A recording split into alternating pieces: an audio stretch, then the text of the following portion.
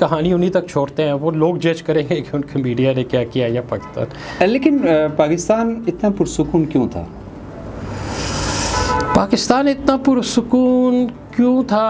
شاید پاکستان کو پتہ تھا کہ اس کی تیاری بہتر ہے، اور کنٹرول لائن پہ تو بڑی شدید جھڑپیں ہوئیں. وہاں کے مقامی لوگ، پاکستان اور انڈیا کشمیر دونوں کے سائڈ کے مقامی لوگ بتاتے ہیں کہ یہ اپنی تاریخ کے 30-40 سال کی خطرناک ترین جھڑپیں تھی، جس کے اندر بہت ہیوی اسلحہ استعمال کیا گیا، اور دونوں طرف سے بارک توپخانہ استعمال. مطلب یہ تو 6 تاریخ سے یہ میٹر شروع ہو چکا تھا اور چل رہا تھا. یعنی کہیں نہ کہیں بریچ کا خطرہ ہوتا ہے، تو اس خطرے سے بھی بچنے کے لیے پاکستان ایئر فورس نے ایک اپنا ایسا سافٹ ویئر ڈیولپ کر لیا جس کی مدد سے وہ مختلف لوکیشن اور مختلف مقامات پہ اس کو چیک کر رہی ہوتی ہے. مقصد یہ کہ ظہیر احمد بابر سندھو صاحب کی قیادت کے اندر پاکستان فضائیہ نے 2021 کے بعد ایک ڈرامیٹک چینج آئی ہے، کافی بڑا فرق دکھائی دے رہا ہے. لیکن اس کے لیے پیسے کہاں سے آئیں گے؟ تو جو ہمیں بتایا گیا، جو ہم نے سمجھا، تو اس کے لیے ایک ملٹری ڈپلومیسی کی جاتی ہے. سب سے پہلے فضائیہ حکومت پاکستان کو تیار کرتی ہے، لوگوں کو ذہن بنایا جاتا ہے، تیار کیا جاتا ہے، ان کو بتایا جاتا ہے کہ یہ ہماری ضرورت ہے. اس کے بعد اب چین ظاہر ہے اتنی بڑی رقم تو پیسوں ممکن نہیں ہے، دوستی یاری اپنی جگہ لیکن کاروبار اپنی جگہ. تو چین کے ساتھ مختلف ڈیلز کی جاتی ہیں، ان کو سمجھایا جاتا ہے. اس کے لیے انہوں نے اپنے الگ سے پورا ونگ بنایا، ایک سسٹم بنایا. اب ایک اور بات جو ہے نا، وہ ہر کوئی سمجھ لے گا. چین آپ کو ٹیکنالوجی دے دے گا، طیارہ دے دے گا. چین آپ کو ٹریننگ دے دے گا طیارہ چلانے کی. چین آپ کو کوئی ڈیفنس سسٹم دے دے گا. لیکن یہ جو سائبر کی کہانی ہے، اٹیک کی ہو رہی ہے، یہ کوئی کسی کو نہیں دے گا. ظاہر ہے یہ تو اپنے اپنے راز ہیں سب کے، مطلب یہ آپ کو کوئی کچھ نہیں بتائے گا. ٹھیک ہے، میری بات کو یہ آپ کو اپنی خود ڈیولپ کرنی ہے، اور پاکستان میں ڈیولپ کرنی، اور پاکستان ایئر فورس نے اپنی وہ اسکل خود ڈیولپ کی. سکون محال ہے قدرت کے کارخانے میں، ثبات ایک تغیر کو ہے فقط زمانے میں. ناظرین السلام علیکم. بات آزادی کے ساتھ میں آپ کا میزبان صفدر حسین، اور آج ہمارا پروگرام حالیہ پاک بھارت جنگ کے دوران پیش آنے والے واقعات، اور وہ واقعات کے جن سے دنیا کے بہت سے مروجہ جو ہمارے نظریات تھے وہ باطل ہوئے، اور کئی نئے نظریات کو ترویج ملی ہے. کیونکہ ہمارے پاس فرسٹ ہینڈ انفارمیشن تک رسائی کے مواقع محدود ہوتے ہیں، تو آج ہمارے پروگرام میں ہماری خوش قسمتی ہے کہ ہزارہ ریجن سے تعلق رکھنے والے ایک سینئر صحافی جو مختلف بین الاقوامی اداروں کے ساتھ کام کرتے رہے، اور بالخصوص حالیہ پاک بھارت کشیدگی کے دوران وہ ان واقعات کے بارے میں ان ڈیپتھ رپورٹنگ کرتے رہے. تو زبیر تنولی صاحب، بہت شکریہ آپ کا بھی شکریہ بہت بہت ہو جائے گا.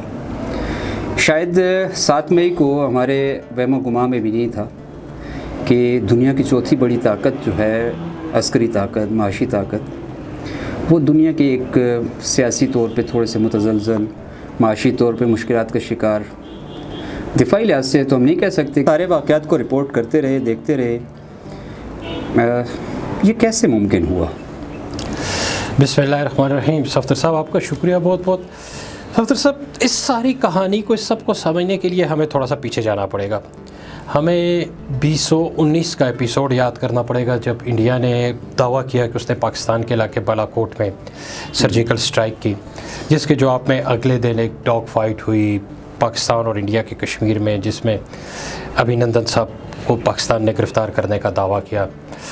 اور اس کے بعد انڈیا کے وزیر اعظم مودی صاحب نے ایک پریس کانفرنس کی، اور ساری دنیا نے سنا، کہ جس میں انہوں نے کہا کہ کچھ ان کے الفاظ اس طرح تھے کہ فرق جو ہے وہ فضائیہ کا تھا، اور ہم رافیل جو ہے حاصل کریں گے، اور یہ فرق پاکستان کے ساتھ ان کا ختم ہو جائے گا. جس کے بعد انڈیا نے رافیل طیارہ حاصل کیا.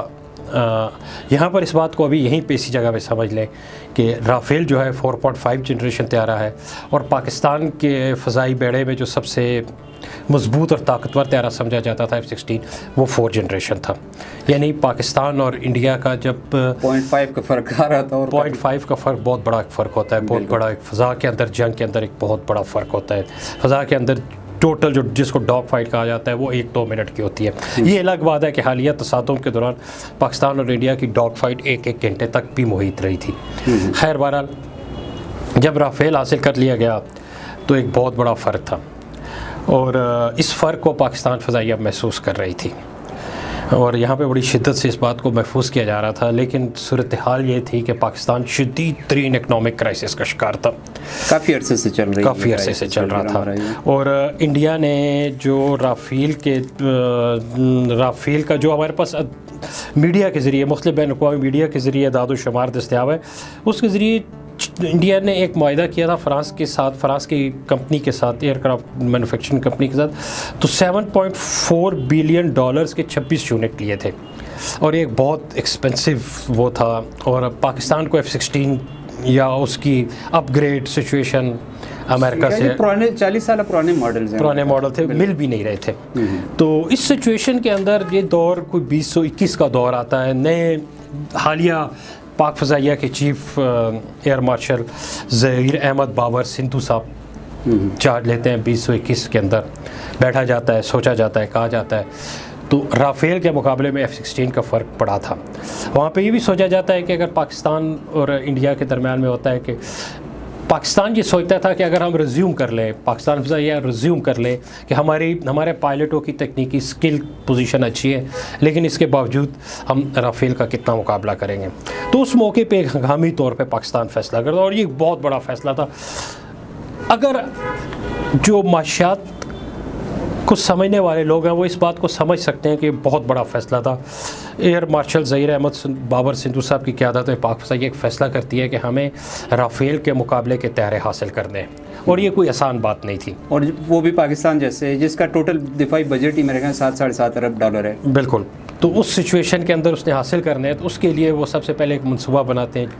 چین کی کمپنیوں کے ساتھ بات چیت شروع کرتے ہیں، جس کے اندر وہ J-10C پہ پاکستان فضائیہ متفق ہو جاتی ہے، اور J-10 کہ ہمیں J-10C چاہیے، اتنی تعداد میں چاہیے، یہ وہ فلاں ٹائم کی. اس وقت مارکیٹ میں J-10C کے ایک یونٹ کی قیمت جو ہے $50 ملین ہے، اور جو کہ رافیل سے بہت کم ہے، ابھی بھی رافیل سے بہت کم ہے پر یونٹ. تقریباً بڑا فرق دکھائی دے رہا ہے، کافی بڑا فرق دکھائی دے رہا ہے. لیکن اس کے لیے پیسے کہاں سے آئیں گے؟ تو جو ہمیں بتایا گیا، جو ہم نے سمجھا، تو اس کے لیے ایک ملٹری ڈپلومیسی کی جاتی ہے. سب سے پہلے فضائیہ حکومت پاکستان کو تیار کرتی ہے، لوگوں کو ذہن بنایا جاتا ہے، تیار کیا جاتا ہے، ان کو بتایا جاتا ہے کہ یہ ہماری ضرورت ہے.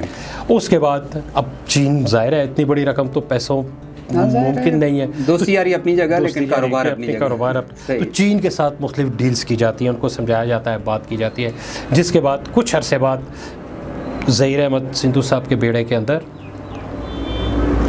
یہ چیزیں J-10C ہمارے پاس شامل ہو گیا، اور یہ بھی ایک 4.5 جنریشن طیارہ تھا. ٹھیک ہے، یعنی رافیل بھی 4.5 جنریشن اور یہ بھی 4.5 جنریشن. کنفیگریشن میں دونوں برابر آ رہے ہیں. کنفیگریشن میں 4.5 جنریشن ہے، لیکن وہ کنفیگریشن میں پھر بھی بہت سارا فرق تھا، بہت سارے فرق تھے جو بظاہر شاید ابھی تک لوگوں کو سمجھ نہیں آیا اور لوگوں کو پتہ نہیں چلا، یا اب ان پر بات کی جا رہی ہے. ٹھیک ہے، دیکھیں کچھ سال پہلے تک ہم کہہ سکتے ہیں، اگر ہم 65 کی پاک فضائیہ کی جنگ کو دیکھیں، فضا کی جنگ کو، تو اس میں طیارے آپس میں لڑتے تھے، آمنے سامنے آتے تھے، ایک دوسرے فائر کرتے تھے، کوئی ادھر جاتا کوئی ادھر جاتا، کوئی بچ جاتا تھا.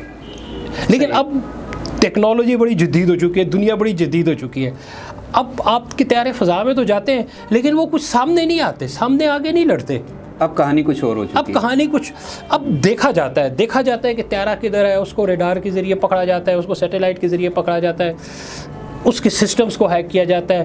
اور پھر جو سب سے بڑی بات تھی کہ F-16 میں ہمیں یہ ایج تھا کہ F-16 میں جب ہوا تھا کہ فرسٹ سائٹ فرسٹ شوٹ، یعنی پہلے دیکھو اور مار دو.